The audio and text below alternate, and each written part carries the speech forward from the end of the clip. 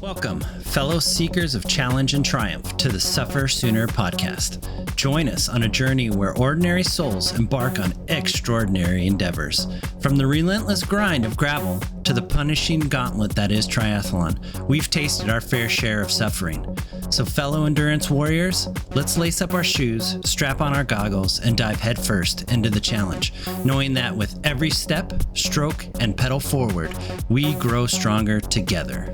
All right, guys, welcome to episode number 74. We're going to take a little overarching look of what we learned in the 2025 season, because for most of us, it's pretty much over. And, you know, if you're like me and Danny, 2026 starts now. Monday.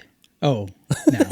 Monday. Now. Or last Monday, or 2 weeks from now, or, you know, just it's coming. It's like the diet. It always starts Monday. It always starts Monday. So whatever day it is, starts Monday. Starts Monday. Yeah. So you know, we've been thinking about, you know, all the things we've done on 2025, and we started the year out with like Dirty Disco back in March 1st. Can you believe that? Dude, it seems, when I think back on it, it seems like a lifetime ago. It seems like we did that race like 2 years ago, because we were just like, this summer, this season has been packed with just doing stuff and just going. And, you know, I credit to, you know, all those guys that in Wichita and stuff for letting us know about that race, and Courtney and stuff, and just, you know, just having that as something that's going to be on the radar for next year for sure. Mm-hmm. But just thinking back to that first race and then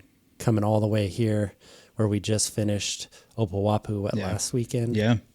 So it is wild. I mean, before the episode, I was looking at the training calendar and I saw March 1st and I was like, damn, that's been 6-7 months ago now. And 2 years ago. and it's funny to think about like how the fitness, the performance, the sort of, what's the word I'm looking for? Like the mental readiness to race and to ride, how much it's gone up and down throughout the year, and like everything that's happened this year. It's I thought when we finished up with, what was it, the 2023 season, when we did Ironman and Unbound 200 and the half Ironman immediately following, I thought that was a pretty busy season, and it was. I mean, we went back and looked at the listing of all the events. It was like, holy smokes, like how did we fit all that in? And then you look at this year and you're like, we just doubled it. It feels like we doubled it. I'm like, I mean, it wasn't like as many massive events. Like, you know, obviously having Unbound and Ironman in the same season was a big undertaking, but just the volume of events, it just feels like every weekend we were doing something. Yeah. Which is fun. I mean, it's a lot of fun, but also it was a lot of wear and tear. So, yeah. But yeah, I think getting through a couple of the things that we've sort of learned this year. I mean, it's one of the things we like about doing this podcast is we get to sort of share what have we learned from a very average rider perspective. Yeah. Maybe above average, but you know. Around there. Yeah, somewhere in there. Any given day, I'm pretty average. I'm pretty good below most people on a better day. Ish. I try hard. I try hard. That's it. That's all I do. I'll take the participation trophies. But yeah, I think it's going to be really good to get into some of the things we've learned. And hopefully, you know, I know folks that listen, they probably will relate to some of these things. And hopefully we throw a few things at you to think about that maybe you can use it in your own revamping of your schedule for next year and your plan for next year.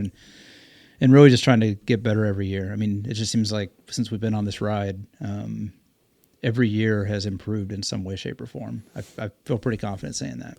So. Yeah, and I know we've talked about this on the podcast before. What we're doing, like, you know, we're racing the Gravel Cup Series. I'm doing triathlon. You know, I'm coaching people, and we're doing Unbound and all that stuff. So there's not like, and Danny said it best when we were opening the podcast, when we were just talking in the beginning, that there's no book that just says, or program or training plan that just says, hey, if you're doing all of these events plus doing this, follow this, you know, just step by step, you know, just doing it. We're not, it's easy when, I love coaching Ironman athletes because Ironman is pretty much the only thing that they're doing on their calendar. Right. They may do a couple local events, which will just be like training days for them. But for the most part, they're just doing one event, and it's real easy just to schedule out their training, and it's just A, B, C, D, A, B, C, D, all through the week, just continuing to do that over and over and over again. And you get to a spot where, boom, you do an Ironman. Right. So it's very straightforward. But what we're doing, for better or for worse, I can't be like a single athlete. I know there's a lot of people that listen to this podcast who are just cyclists. They just do cycling. So they do road racing, they do crit racing, they do gravel, and then they do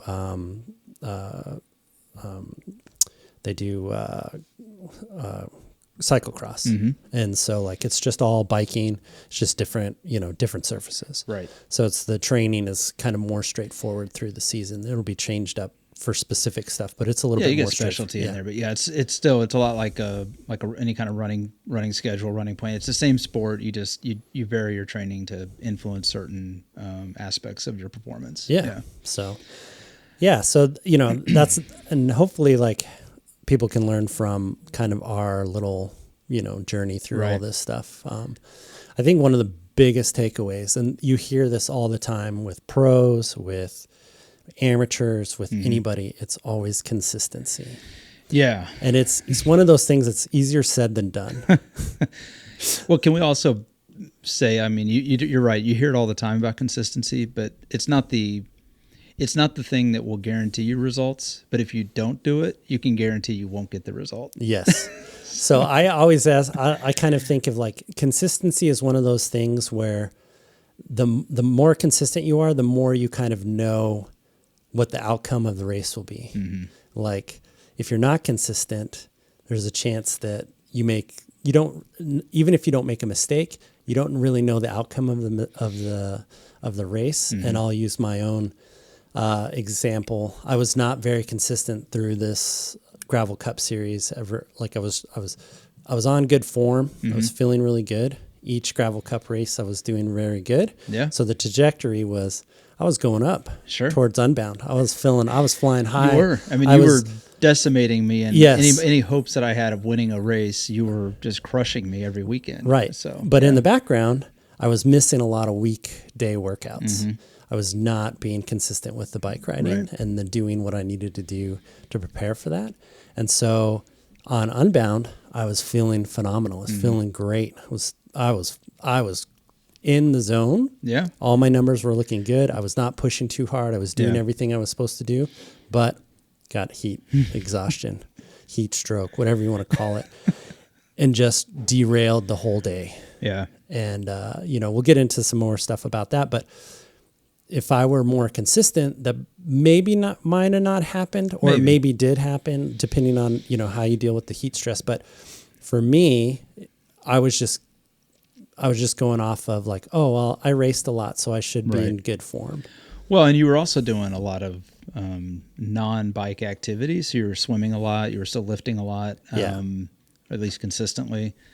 I don't think you were running at the time, but definitely the swim. And I've said this to you throughout the year. I think if there was one thing I would say, hey, I'm going to cross train in season, I think swim would be it, because it's almost zero wear and tear on your body, since it's not impacting or a non-impact activity. But you said it countless times, like the amount of VO2 max work you can keep getting in, and it just allows you to just keep going and develop that system even more.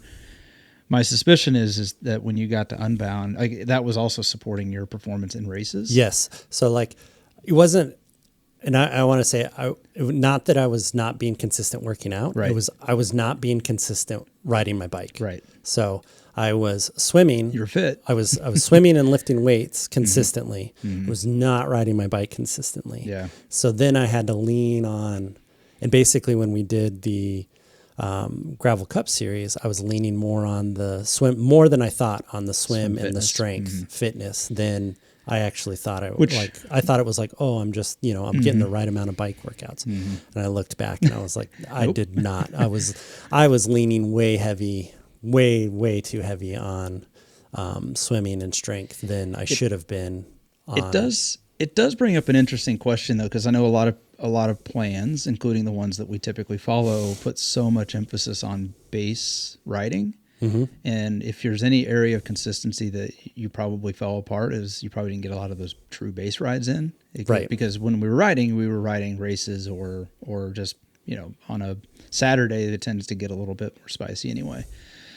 So I'm wondering, because your swim gets you some base, it's not nearly enough base to do 200 miles in the Twin Hills, but it's enough to get you through 100 miles. And so your fitness was dialed in really well for those like 5-6 hour events at a very high level of effort, high intensity. Yes. So you were able to hold that like higher sweet spot, low threshold with a push into a VO2 max anytime you wanted, because that system had been getting worked the whole freaking year. So, so it's like, it kind of makes sense, like logically, like that's not a physiological analysis or anything. Obviously it's just logically, it makes a lot of sense why your performance was so strong in the gravel cup. But then you get to something like Unbound and the heat kicks in, which is a whole different animal. Right. And when that starts to happen, you do have to rely a lot more on your base energy system and your aerobic energy system.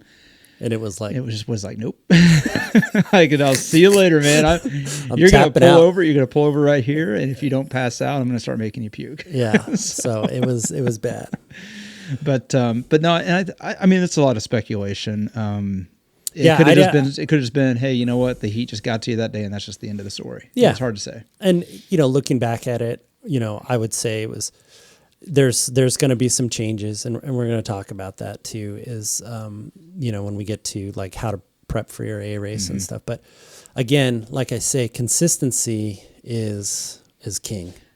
And it basically, like, if I was more consistent with the bike riding, the base fitness on the bike, that I probably would have seen the chinks in the armor, and that probably would have woken me up to preparing for the A race a little bit better. Yeah. And whereas I was thinking I was getting enough with strength and swimming, or I was getting enough with the riding that I was doing, but it was really the strength and the swimming that was I was heavily leaning on, which, again, hey, it got the result in the majority of the races. Not in the race you wanted, but all in all, the season was pretty successsul for you. Yeah. So, I would say, consistency is right up there. I would just say from my own perspective, I probably had maybe a little bit of the opposite problem that you had, because I was riding. I had extreme consistency when we led up to that March timeframe. I was riding. My plan was dialed in. I was riding consistent. I was hitting all of the zones that I needed to hit. Training was going really well until I started getting busy with work, and I had to travel a little bit more. And I can look on my Strava calendar now, or my Training Peaks calendar, and just the number of empty spaces in the middle of the week where I just didn't get rides in. Basically, April, May, didn't get a lot of weekday rides in. So the rides, I was getting the volume in because I was getting it on Sunday, Monday, or Saturday, Sunday, Monday. Yeah, you were kind of loading it, bookending it. Yeah. But the riding I was doing was primarily my base and sweet spot riding, because that's where the plan had us going, at least the one I was following. And I remember telling you, like, early, I want to say it was probably around the time we were getting ready for open range, I was like, man, I just don't feel like my top end is where it needs to be. Like, I can remember how I would ride the year before, and it felt like the top end was always there. I could hold that sustained power at the higher end of the zones, and I felt really strong. This year, I never had that. Never felt it. Even at Unbound, just never felt it. So I think I had the opposite problem. I was getting my base rides in, but I wasn't. The plan that I had didn't really have a lot of high intensity, and we'll talk about that in a minute too, because I think that's going to be some of the tweaks that we're going to make for next year for my plan. But so I think what we're seeing though is like, comes back to your plan really needs to have the right blend of things, and you have to execute it consistently. Yes. So it's not just, don't just load your it's plan not with like, a bunch of base. It's not like, I just ride 5 days a week, right? At easy intensity, and that's consistency. Right. No, it's hitting the zones at the right time, at the right intensity, and just doing that repeatedly week after week, month after month. That's right. And doing that. I will say one of the things, so just kind of one of the inside tips inside this consistency topic is that the plan I followed this year versus last year did a lot more with progressive base rides or progressive endurance rides, forcing you to start sort of at that lower end of your zone 2 and then working your way up in long blocks. Like we're talking like 40 to 60 minute blocks, and you work up out of your bottom of zone 2 into sort of the middle of zone 3. Yeah. And I felt like that type of training was super beneficial, because when you do that week over week and you start to recognize like I can hold this power for 60 minutes after I've been holding this other power for 120 minutes before it. Yep. And it gives you a lot of confidence, but it also just the adaptation your body takes on just gives you that ability to just hold that power. Now, it wasn't the higher end power that I needed, but it did give me a good solid base to work from, which I come back to. If you do that, yes, you'll get a good base to work out of.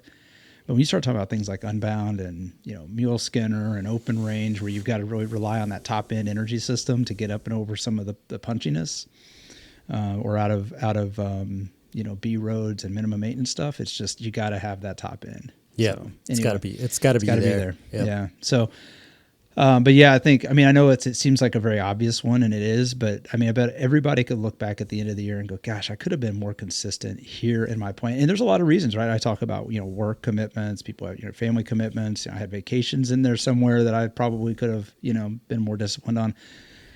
But it's the one thing every year I kind of come back to. It's like, could have done that better. So. Right.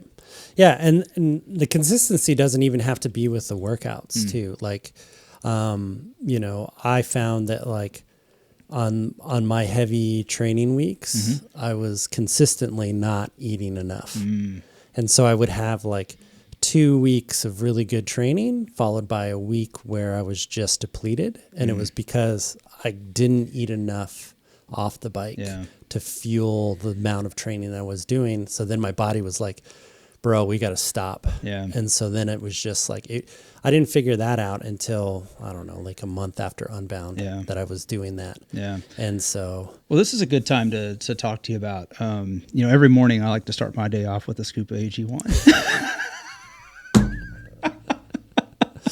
Right. So we've been having some fun with that. Yeah, we've been talking about supplements and all that other stuff too. That was the Saturday ride topic.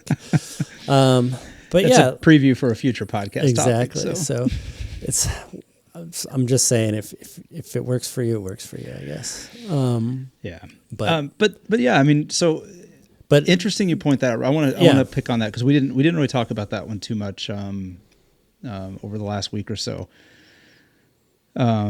Is no question. So nutrition's a big part. And I know that's one of the other lessons things on here. And consistency, like again, like people always think, oh, it's consistency of working out, but it's also consistency of going to bed. What's your sleep hygiene? Like consistency of eating. Are you eating like the right stuff or the proper macros, or are you fueling yourself enough? Right. Are you consistently fueling yourself during the ride enough for these efforts? Yeah.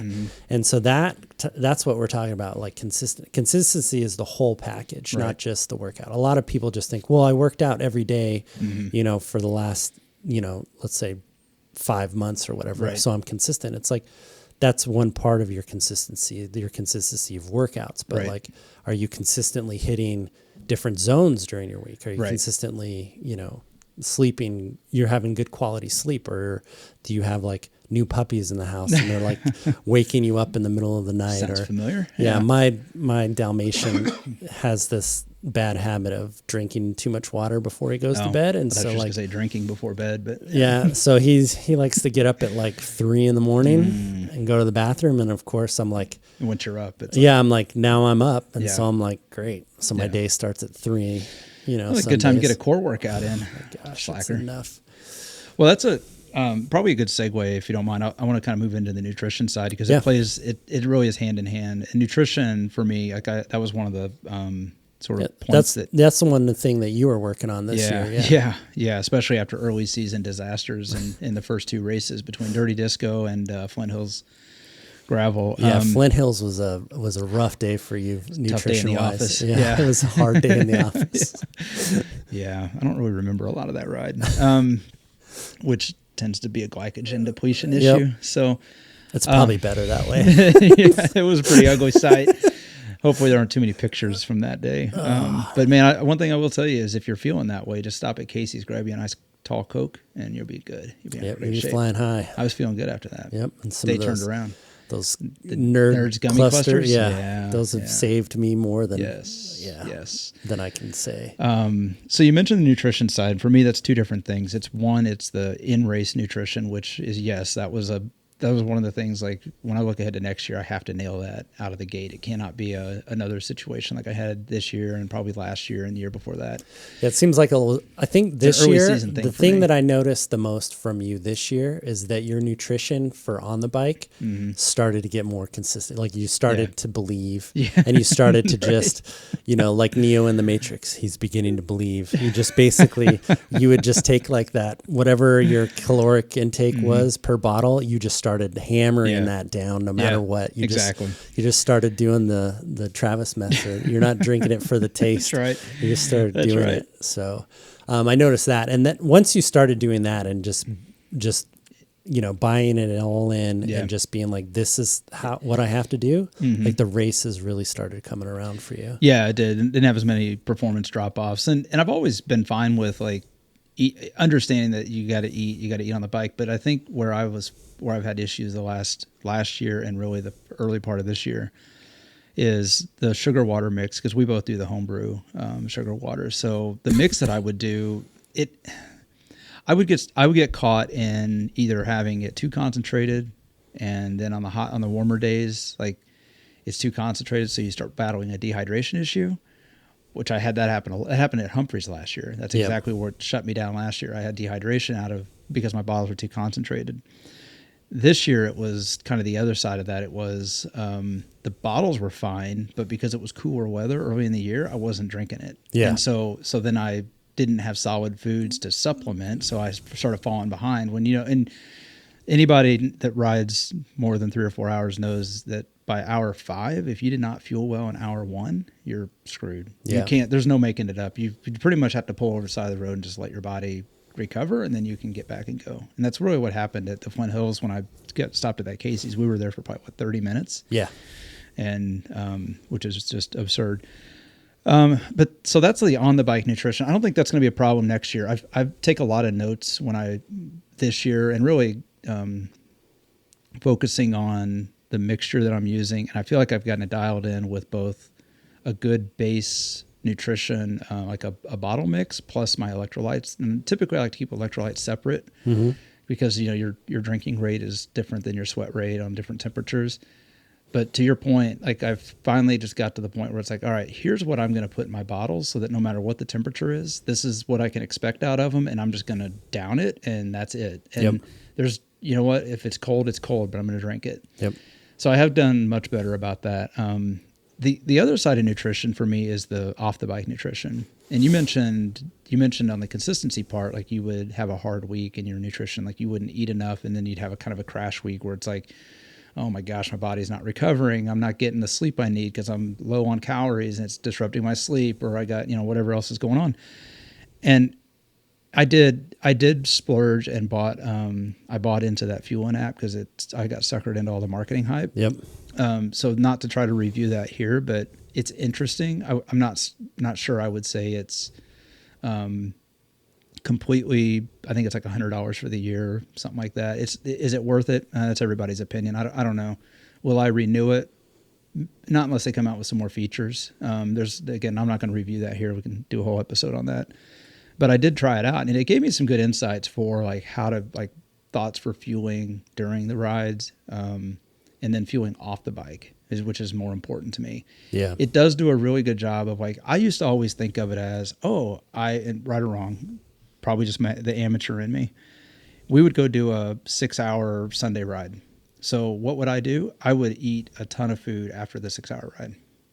Yeah, thinking I'm refueling myself, instead of eating the day before the ride to fuel the 6-hour ride. And then if you fuel during the 6-hour ride, you get off the bike after 6 hours. And yes, you need to recharge with some carbs and proteins and all of that, but you don't need to go overboard with it. In fact, you actually want to be you just want to get enough to get some glycogen going again, and then you're good. Like that's it. You don't want to keep eating, because then it just puts you in a calorie surplus, which creates the other problem that I have, which is too much weight. So it's like, I think the app did a really good job. So one of the things I'm taking away is like off the bike nutrition.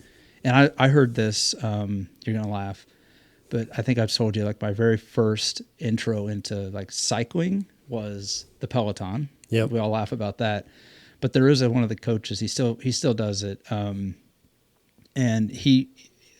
I'll just say it's Matt Wilpers, who, I had to go to New York for a business trip. So I'm like, well, I might as well make lemonade out of lemons here. Yeah. I'm here. So I went to a Peloton class, and it was one of Matt's classes. And I talked to him a little bit afterwards, told him about how I was struggling with nutrition off the bike. He's like, and this was like 3 years ago, 4 or 5 years ago now. Yeah. And he said, when you start thinking about your nutrition off the bike as fuel for your performance on the bike, you won't have that problem anymore. Yep.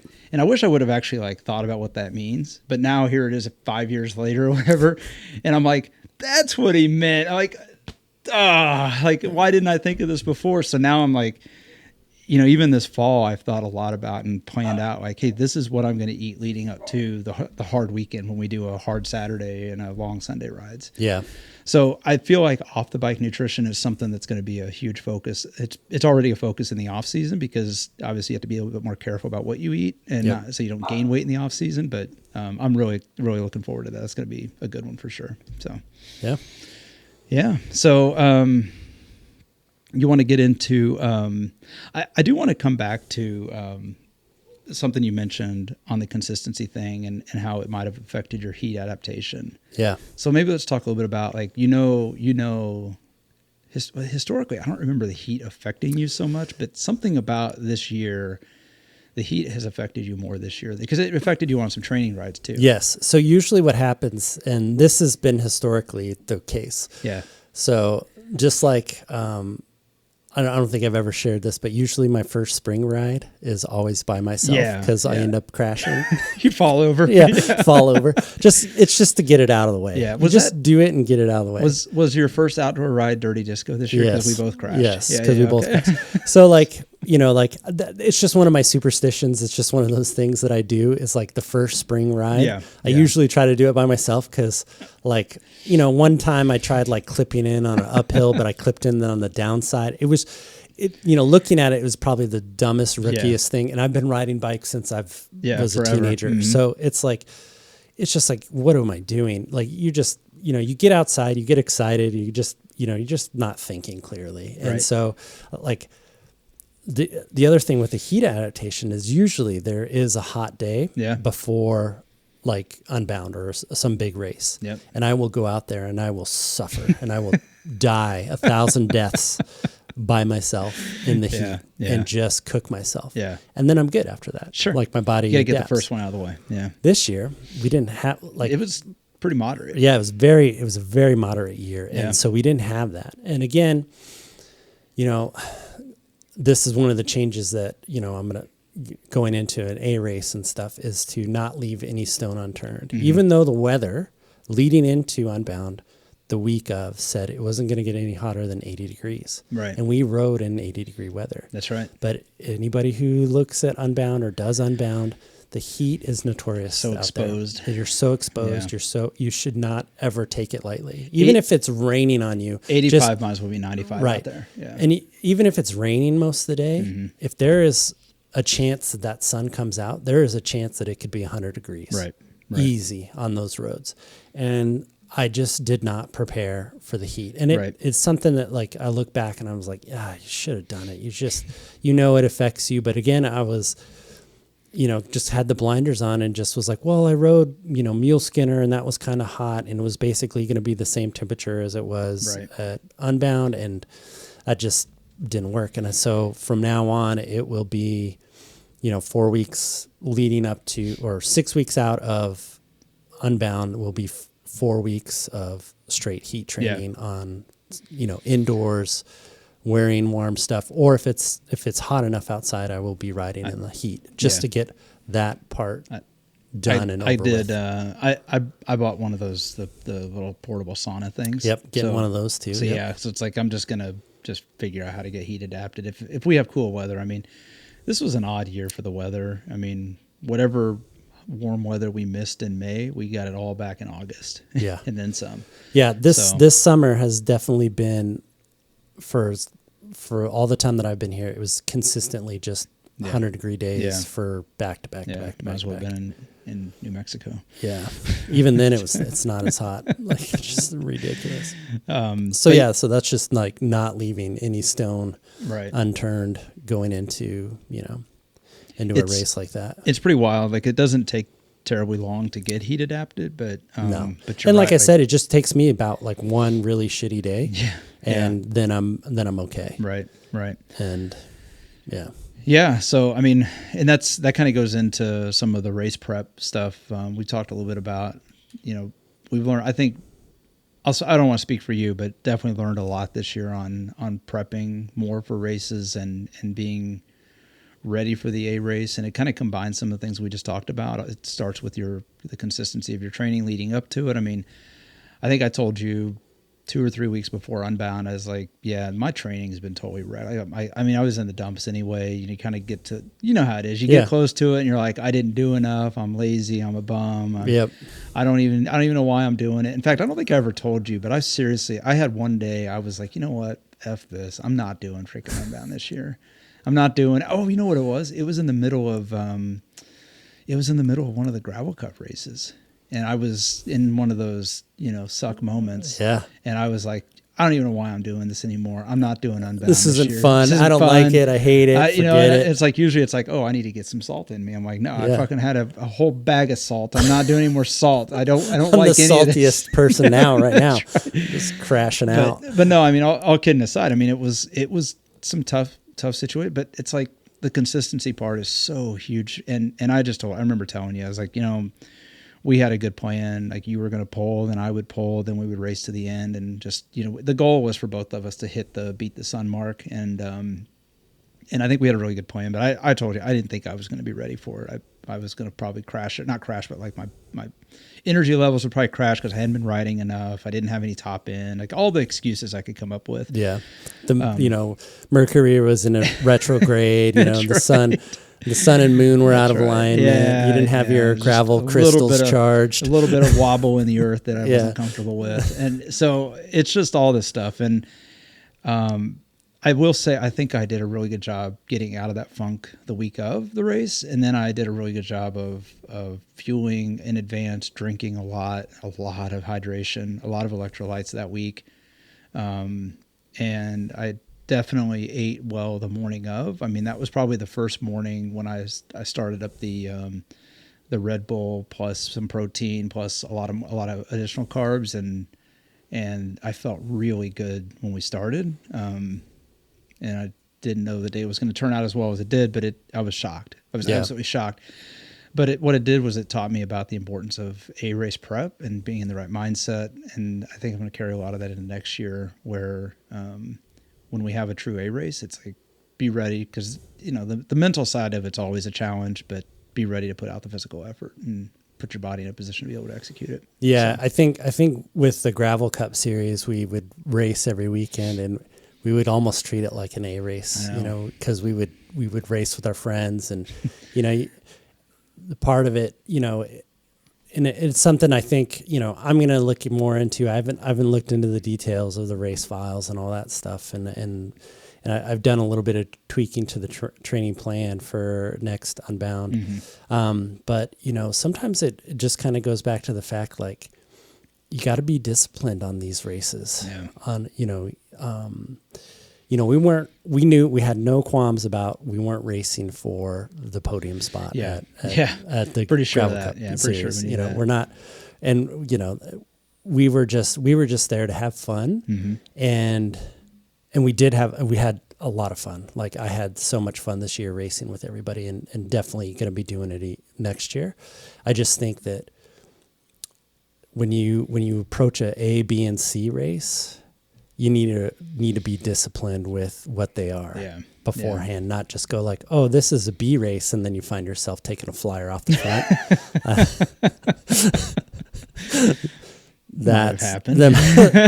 might or might not have happened. Right. But again, yeah, you end up caught in the middle of the lead pack for the women's, and you end up in the group where you're like, hey, I guess I should probably work here and not let these ladies pull me around all day. Yep, exactly. So you're like, you get to a point where you're just like, if it's truly a B race, then you need to treat it as a B race. And if that means you're going to have to do a solo effort, then it's a solo effort. But yeah, it's so hard though when you pay I for know, these I events.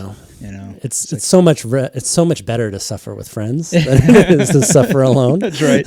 But it kind of comes back to you can adjust. Like I think we probably tried to do this inadvertently, but be more thoughtful about how would I adjust my training plan to treat so that I can put that kind of intensity into these rides. And that's the part that I'm going to be looking at going like, more in depth for next year is like what kind of efforts that I did, me and you put out during these races and what would that be equivocal to like what kind of workouts did we by doing, let's say, mule skinner. It's obviously not structured, but it's not structured, but it is. Yeah, you're getting a lot of time and intensity. Does that take away, next Tuesday's, VO2 max ride, or does it take away, Thursday's tempo ride or threshold ride? Yeah. Like, does it, do you move stuff around that way? Right. But then you're still riding like a base ride on Tuesday to keep the overall consistency. You're just planning for the amount of training stress. You know what I found was difficult was most of those races were Saturdays. Yeah. And Sunday is typically the long easy day. I could not do the long easy day. I couldn't do much on Sundays. Right. And I mean, I would do stuff, but again, it was just like, I didn't want to. You didn't get the quality of the workout. So a good example would be, I mentioned those progressive endurance rides. And you think endurance ride, you're like, oh, I just get to go in zone 2 all day. Well, yeah, except when it's a progressive endurance ride, you do get into zone 3 and maybe even a little bit of threshold, depending on the workout. Like you might have some sprint efforts in there just to kind of keep yourself honest. But you just did a, 0.88 or 0.9 intensity factor for 3 hours on a race the day before. And like, you think your legs really can hold that? Like, And maybe it's just a matter of, still go out and ride 3 hours and just suffer through the fact that you're out there for 3 hours. But I got to figure that out. Cause that's again, kind of coming back to it. You sacrifice. And again, what's the goal of the year? The goal of the year is Unbound 200. Then you have to make time to do those super long rides. Yeah. And if it's like, well, if Unbound 200 is the B race, then okay, then fine, go do whatever you want. But you still got to get the time on the bike in, Yeah. And you also can, but your goals for Unbound change, right? Because you're like, this year it was for you to beat the sun. And so like that was the A goal topic. Yeah. And so like if you change that to a B race, then it's like, well, your goal has to change too, because you're not just going to like show up and like, just like put in half effort and just be like, oh, I'm going to beat the sun. It's like, that's not how that works. I wish that's how it worked, but it's not all of us are that fast. We do know somebody who we rode with at Unbound who was just kind of treating it like a nice, easy, relaxed day and handily beat the sun. And I'm just like, son of a, because I can remember, I'm like, gosh, he's faster than this. We've seen him ride and he's faster than this. And then I'm like, yeah, but he didn't beat you. I know, but I'm just like, I wish I could ride easy and he was just never have beat the sun in doubt. Yeah. I mean, to be young again. Yeah. Well, so anyway, I do think that, there's a lot that goes into the whole prep and we've done episodes on the importance of A, B, and C races and how to treat them and all of that. But at the same time, like, you get kind of caught up in the day and you never know how it's going to unfold. And, I don't know, just being more thoughtful about, hey, what's the reality of me being able to keep this truly at a B race? Yeah. I'm probably not going to, so I might as well plan. Yeah, exactly. So, you're like, you go into these races now for next year. You're just like, look, I can't treat open range as a B race. Like, no, it's no way. Get out of here. Yeah. Like it's not going to happen. Right. So just know that like now the training plan has to adjust for the fact that you're going to be trying to race this race all out, and then it'll just adjust that way. And that's what we're talking about. It's just making sure that you know yourself, you know, Exactly. when you show up to these races, just go like, am I racing or am I disciplined enough to take it easy? Yeah. And if you're disciplined enough, then you know what to do. And if you're not, you Yeah. know, then you got to make changes elsewhere. Part You of can't me, just part of me still like you pay for these races. I don't know how it can be a B race, you know. So, I mean, you pay for everything's an A race. Everything's just an A race. go Yeah. all the way in. How many A races did you have? I had 6 A races 6 A races through in the spring. I basically peaked from March to August. Right. Rode that wave. So kind of in the theme of the A races, let's talk a little bit about some of the things we learned on race tactics, because I would say we didn't really start the year looking to go deep into tactics and racing. Like, we just kind of figured, well, we'll just ride with whatever group we're in. We'll find a good group, and you know, and if the move happens, we'll go with the move. But like, we didn't. I won't speak for you. I don't think I ever looked at this season going, you know what? I think I'm going to be a mover and shaker in this race. I'm just going to kind of follow things and see what happens. I think it was, you know, going to the gravel cup, I knew maybe it would be competitive with like the top guys, but I did not know like how deep like it went as far as being competitive. Like, all those guys that we wrote, like 2, 3, 4 groups of competitive, you know, Hulkamaniacs out there, just ready to rip legs off if they could. And again, I didn't know that, you know, we didn't know that going in. We just figured, hey, we'll just ride with some people. Maybe we'll have a cool time. And it just, you know, we showed up to a gravel event and a race broke out. And it was just, it was some of the funnest time I've had. But now I know. And so I think now tactics, you know, are going to come into play for better, for worse in these things. And I think it was good. I think race tactics are always good. You know, we put on a bib number, and, you know, the good thing about bike racing is that everybody at the beginning has a shot. That's right. That's right. You know? There's nobody telling you can't do it. Yeah. It's just go figure it out. Yeah. You know, I think I've learned a lot about the different race tactics over the last few years, just different events we've ridden, and just, I think the thing I learned this year the most was the importance of using your training to develop confidence in the ability to put an effort in. Use that as the like, hey, you know what? I'm going to make a move in this race, and I'm going to make the move stick. And we talked a lot about I think it was the Farmhouse Classic, and you know, I didn't have a lot of confidence in my legs because all year I felt like the top end was never there, and I put a move in on that race, and I knew my legs weren't going to hold it, but I didn't realize that I had developed as much of a gap as I had. It was just one of those. It was just bad awareness on my part, where I didn't look back and have a good sense of the gap that I had opened up and that nobody was following. And I probably could have podiumed on that race if I had just stuck with the move, because knowing that you were back there, you would have done everything to help keep those guys under control and not chase me down, or you definitely would not have worked for them. And I'm going to tell you, you think if you think getting a draft off of Travis is really nice, it is, but you don't want Travis drafting you, because pulling him around is not so easy. So, but no, I think just little things like that, like developing the confidence and the abilities, and that comes back to the consistency of the training, because I can tell you there are a number of training rides I would do where I would hold a power that I never could hold a few years ago. And now I know I can hold it for, 20, 30, 40 minutes if I need to. Yeah. Deep into an effort. So it's like, I should have had more confidence. Just let it stick. Yeah. And if they catch you, they catch you. That's fine. But like, if you're going to make a move, make it stick. Yeah. So.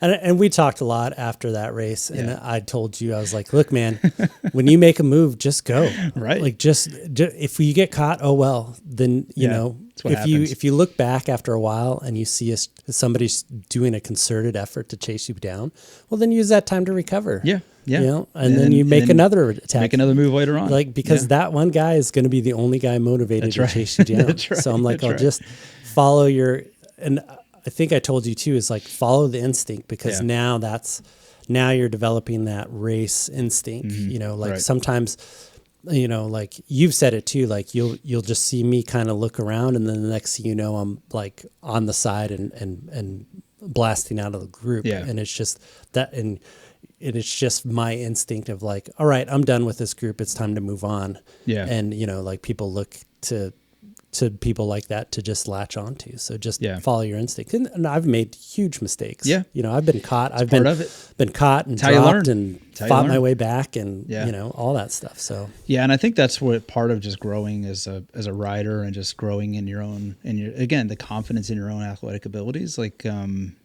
I would tell you my confidence as a rider has grown tremendously, but I probably still don't give myself credit for, I have ability that I don't trust. Yeah. And it's like, just sometimes you just got to risk it and I think that's something everybody probably, I bet everybody that listens to this would probably, if you look deep inside, you probably have the same challenges. Like how many times you get into a tough race or a tough ride and you're just like, I just want to freaking give up, and you don't give up. You never quit. You just keep pedaling. But so now take that a step further and you're holding on to a group and you're like, you know what, I just can't hold on to this group anymore. But man, if you do, you're going to be so much better. Think of all the energy you're going to save. It sucks, to your point. It's a lot better to suffer with friends. Yep. And so just like whatever the situation is, like if you could just hold on that little bit longer. And we talked about this, I want to say it was probably a couple of years ago. There's a segment on a route that we ride a lot. And we used to get to that segment and we would race it to the end of it. It's like just like a 3/4 mile segment. It's not even very long. It's up a little hill, and we both have a shot at the KOM on it.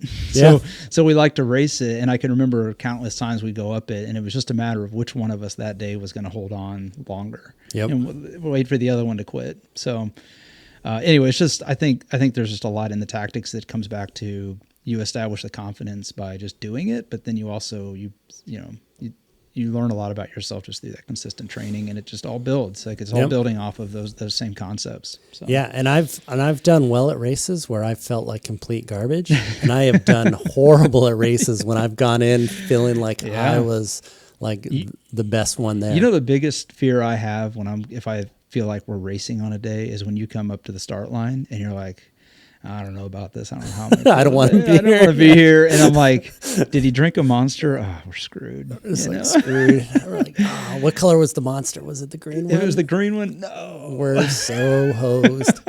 Yeah. Because one thing about riding with you, I know your legs will eventually come around. If you come up and you feel good, I know I got a chance, because that tells me there's a chance that your legs might fall apart. Yeah. But like if they're feeling too good, and I may just push it a little too hard in the beginning. So. But yeah, if you come up and you're like, yeah, I don't know, you start riding and like about 10 minutes in or 10 miles in, you're just like, yeah, I don't know, legs aren't quite there yet.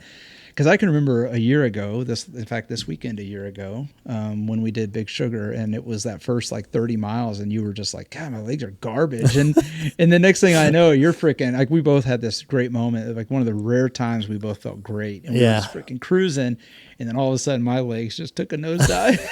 And you were fine. Yeah, we were just rolling. And I mean, we caught like, I don't know, 2 or 3 groups. Yeah, it was just so fun. in that. So it was good. Anyway, but so I think, those were like 4 or 5, maybe 5 or so of the sort of top things that maybe from this year. And I think it all feeds into some like tweaks that we want to make. We talked in other episodes about like the different way we put our plans together. And we might do another episode this off season on kind of putting a plan together and things like that. We've already done those episodes, but I think we've learned enough just with our own sort of experimenting that we could probably do another one. But I do think there's some very specific things that we learned from this year that we probably go into next year and sort of tweak our training plans. I mean, right now, I think we're both kind of in that base phase, and at least I know I am. Like I'm in like the 3rd week of just a base, just chill riding and a little bit of effort here and there. But it really is foundational, pedal stroke, just working on some very basic things and start introducing some strength and cross training in for the off season. What are some of the like tweaks that you're anticipating? I got a couple that I want to talk about. I'm sure you'll probably touch on them, but what are maybe a couple of the tweaks that you're already kind of eyeing as you look into next year? So, I know I've been looking into like kind of, it's like periodized training, but it's like front loading the first week with a lot of heavy work. Is this the thing? Is it Dylan Johnson that was talking about Yeah. this on one of his episodes. Yeah, one of his episodes. And I did a little bit of research and I've, looked at it and stuff. And it does kind of suit me a little bit more. And I may try to do it. It's basically like, so what you do, the whole idea is like, let's say every Tuesday for 3 weeks, you have a VO2 max ride. Yeah. And then you have your 4th week was a recovery week. That's like a 4-week block. Super easy.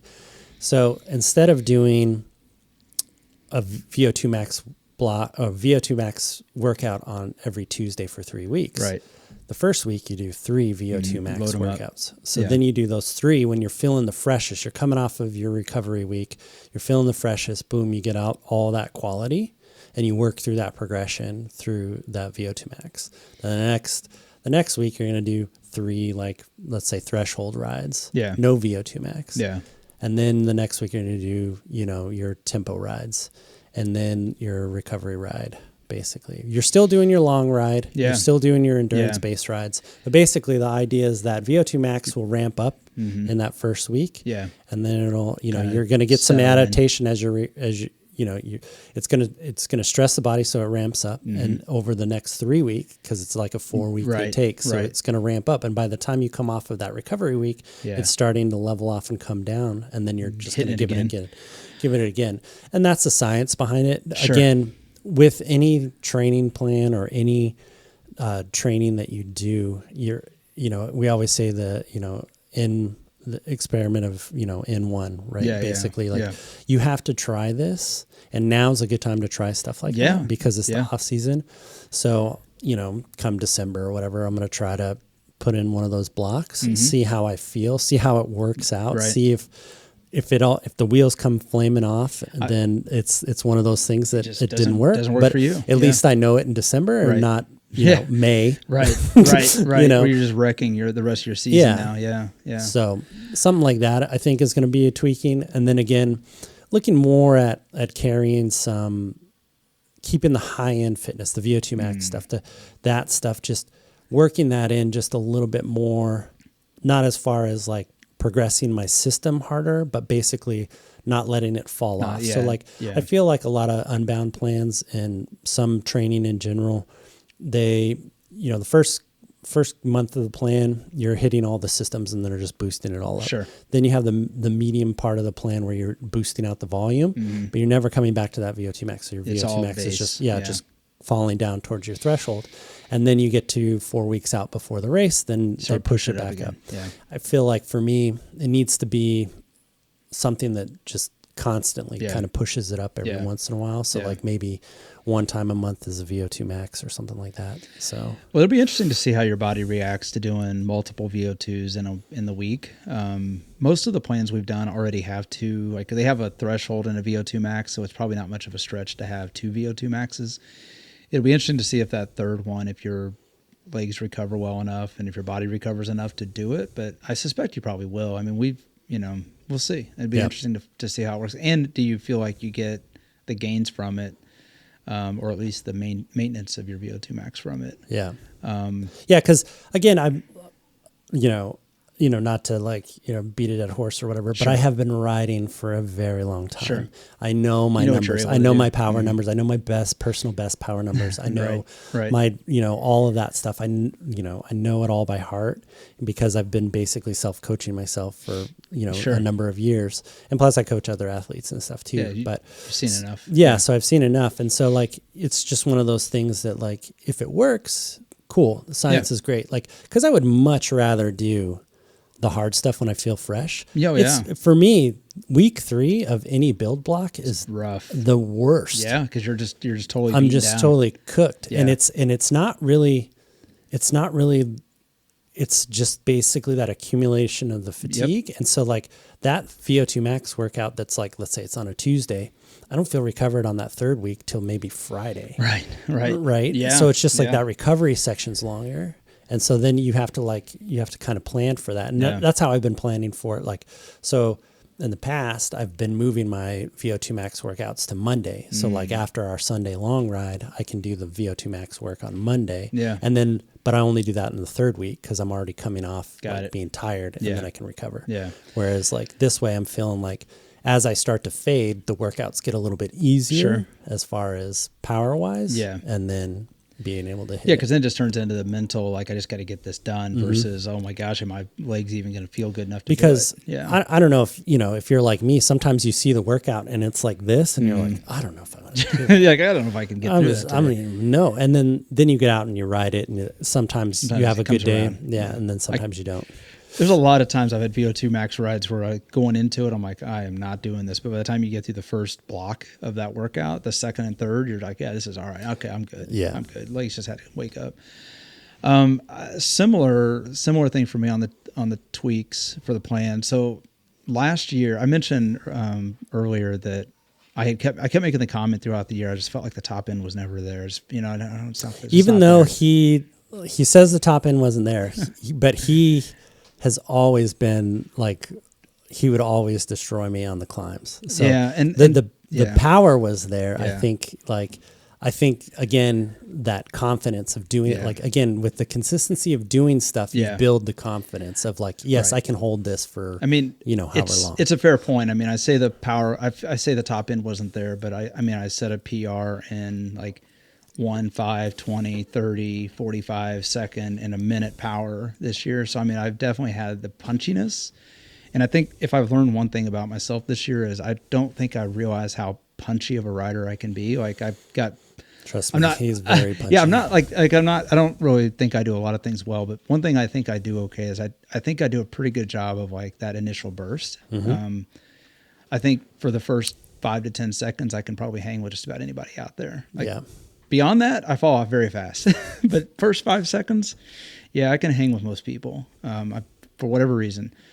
So when I say the power wasn't there, I think a lot of it was the plan I followed because I was focused. Again, my A race was Unbound. That's all I cared about this year because I had to get some redemption after last year. Some demons, people. Some demons. I did. And so the plan I followed did not ramp up the intensity, the duration of the intensity and those sustained efforts until it was about 4 weeks before. And that was way too late, like, especially with all the races we were doing. So I think what ended up happening was I was doing all this base riding and sort of sweet spot riding, but I was never doing that sustained threshold and the VO2 max work that comes with it to kind of lift everything up. And just like the base was there, but I could never get that extra push to hold that higher in power the way I'm used to.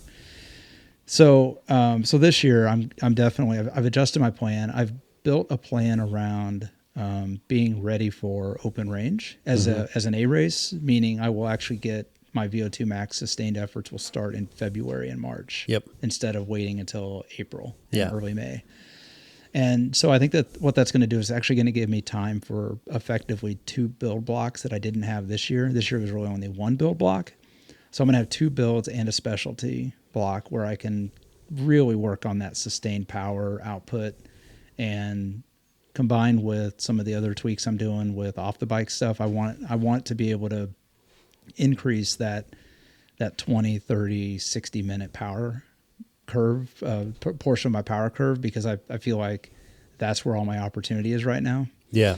And obviously by doing that, you're naturally going to increase your 2-hour power, your 3-hour power. So, it's going to bring all that up. So how I do that, I still got some things to work out, like kind of like what you're talking about. I like the idea of that sort of concentrated VO2 max work. I think it gives you like some focus, and I'm with you. Like I feel like that every week thing I feel like you kind of burn out on it. At least I do. I feel like I kind of burn out on VO2 max. Like I would almost rather just get it done. Yeah. Just do it, get it done. I'm more of like, my mentality is like, let's get the hard stuff over. Yeah. Let's just do that. Exactly. Yeah. And just be done with it, and then Yeah. move on to the other stuff. Cause yeah. I do enjoy VO2 max, but again, for me, it's more of the mental battle between the VO2 max. And then when I see it again, if you're hitting it every Tuesday, it's like, oh, Tuesdays. God, you despise Tuesdays. Yeah. And you just get there and you're just like, oh man, I don't want to ride today.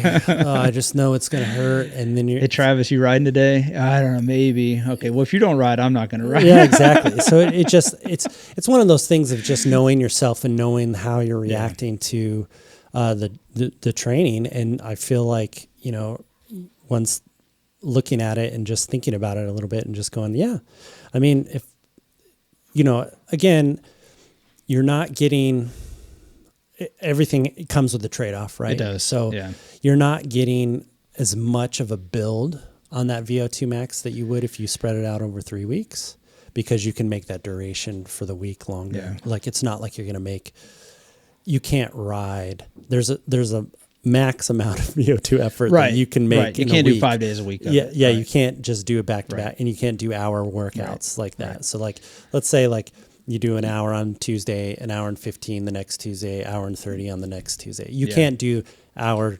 15, hour 30 in 1 week and expect to have it. It's probably all going to be about the same. Maybe the intensities will be a little bit longer, but not by much. Yeah. And so like, you're not getting the steep peak. You're getting just a rise. Steady. Yeah. And then you kind of, but again, if you are more consistent, it will pay off in the end. Yeah, for sure. Because if you just do 4 weeks, let it fall. Right. But let's say you do 8 weeks, but it rises slower. Right. But you get to a higher point. Yeah. Well, and by doing that, you got those other 3 weeks where you're doing more sustained efforts, maybe probably working on your base as well. But I mean, you're going to do more of those sweet spot efforts in there, things that aren't as taxing on the body, but give you good aerobic fitness. Yeah.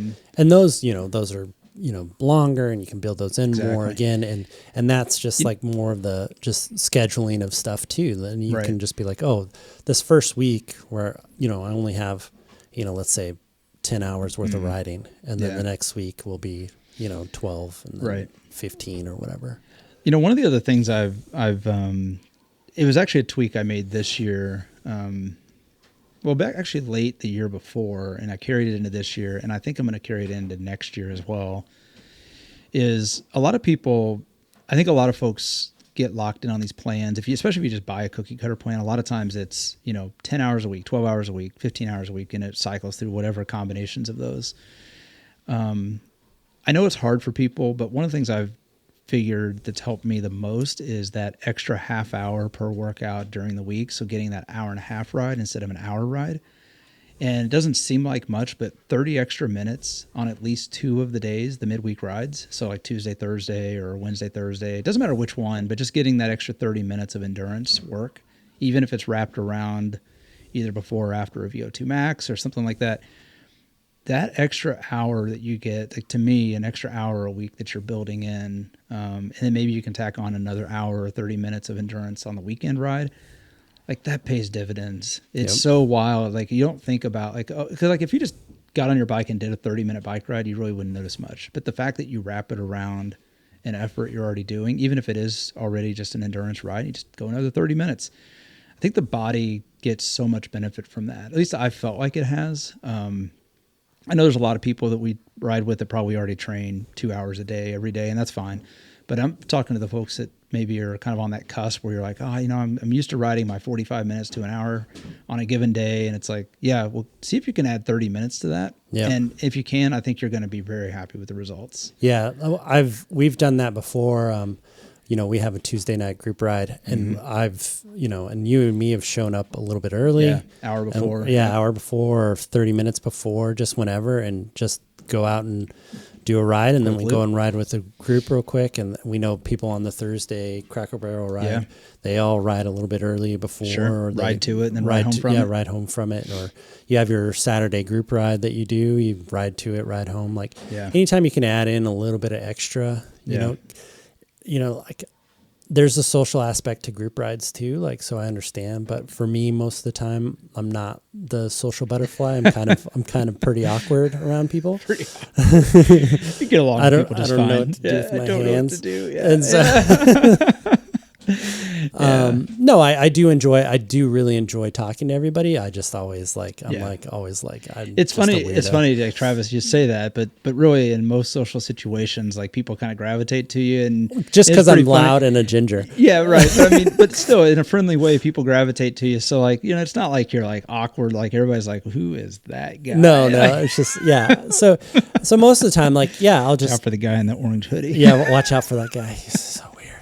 But it's just like, I used to do it like when before me and Danny started riding, it's just like we'd get back from the group ride, and then I would just go and ride something else. So It's wild. It's just one of those things, and I don't think there's a lot of room now for me to try to add to it, because I'm already doing like an hour and a half in a weekday ride. It just gets to a point where it's just there's only so much time. Like or it imposes too much. Yeah, you can't sacrifice any more time. I mean, you can, but it's like, all right, so I guess I don't get to eat dinner with my family today. It's like, I'm not going to go down that path. Yeah. So within reason. Again, right. Again, we do this all for fun. It's Right. it's If a I was hobby. getting paid, it'd be a different story. So, but like adding on to that is huge. Anytime you can do some of that base riding, just a little extra, and not junk miles. Like, let's be clear, it's not junk. You're still putting tension in the pedals. It's just, it will go a long way.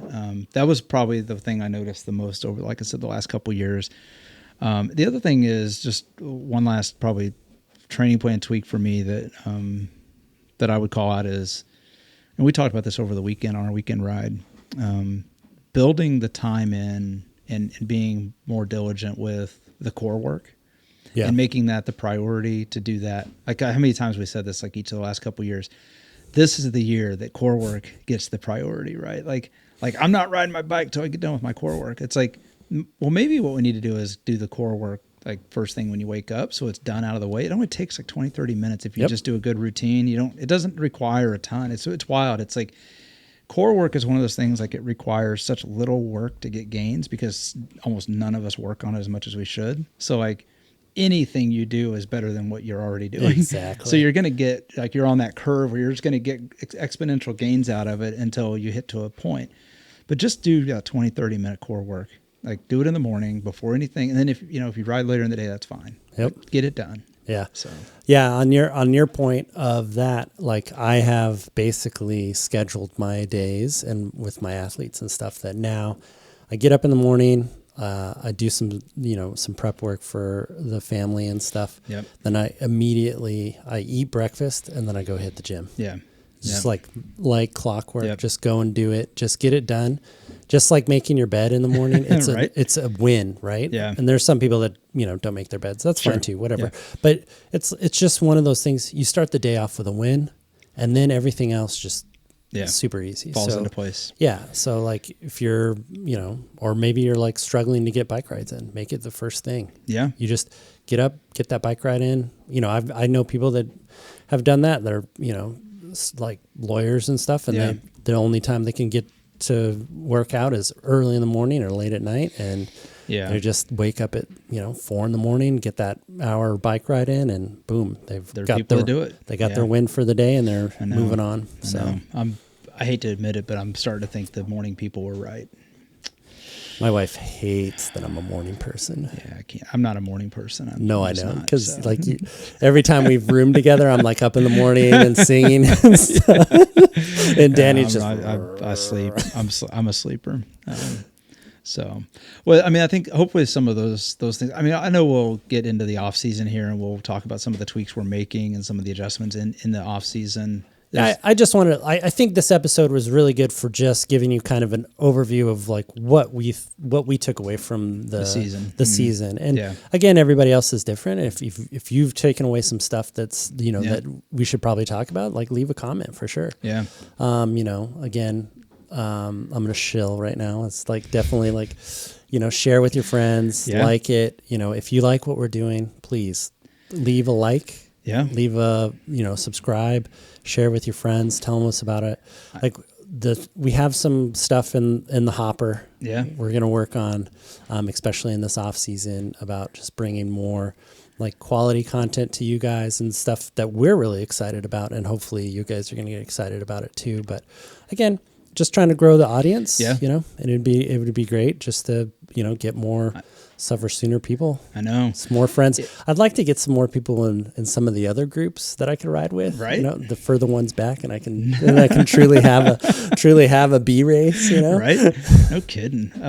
I will say just on that. I mean, I think one thing this would not be a proper end of season recap if we didn't talk about, like, we do appreciate the folks that we've met throughout the year. Oh my gosh. It's been so much fun. Every time you guys come up and say hi to us at the beginning of the race, I'm just like, you guys really listen. Thank you so much. Yeah. So really, guys, thank you guys so much. You're never bothering us. You're never doing anything. And we're not super social people. Like you joke about, your social awkwardness, and that you are joking in a way, but well, my social thing is like, I don't want to interrupt you guys. Yeah, like, exactly. You look like you're having a thing. Like exactly. I'll wave and stuff, but I'm like, I don't want to interrupt you. Yeah. Guys. It's same. So it's just kind of one of those things like, please never hesitate to stop and say hi. The other thing is, I would just say, because we've had some very, very good people that are listening and sharing, our subscribership has grown this year. Yes. It's still, we're not in the millions yet, but I mean, we're getting there. Yeah. Watch out, Rogan. Right. That's right. I mean, but to your point though, I think one of the important pieces of feedback I think we've heard this year from people that listen regularly is they appreciate what we're doing. They appreciate the content we're bringing. Yes. And we want to do more of that. We also want to involve a lot more people. I know we've personally invested in some gear to try to be, to bring more sort of live coverage, if you will, or at least immediately cover, immediate post race coverage and stuff. Posting to Instagram more, and just trying to get more engagement from the community out there. And we want to hear from people, especially. I mean, we're really excited about some of the things we have in ideas we have. I mean, it'd be super helpful. Just keep growing the subscriber base, and I think we'll hit a tipping point, and we'll see where everybody's going to start piling in, and it's a good time, man. It's so much fun. Yep, and I'll just remember that all of you guys, all 10 of you guys, were the first ones. You're the originals. You're the OGs. That's right. It's like watching a band grow up. Yeah. No, but we do appreciate it. We're just so humbled that you guys do listen to us, and you guys are enjoying it. So yeah, if we miss something that you learned from your season, your 2025 season that you're going to carry into the 2026, like let us know, man. Yeah. I'm always like, it might be it might be something I didn't even look at that I should look at. Yeah. So you're just helping us out for sure. So awesome. Well, thank you guys again, and we'll talk to you guys later. All right. Thank you for listening to this episode. Please, if you like what we are doing here, leave a like, rate us, comment, subscribe, and share with your friends. It really helps us grow and finds us more SufferSooner squad mates. And remember, when the finish line feels impossibly far away, we don't give up, we push harder, we dig deeper, and we find solace in the knowledge that our suffering is temporary and our resilience is forever.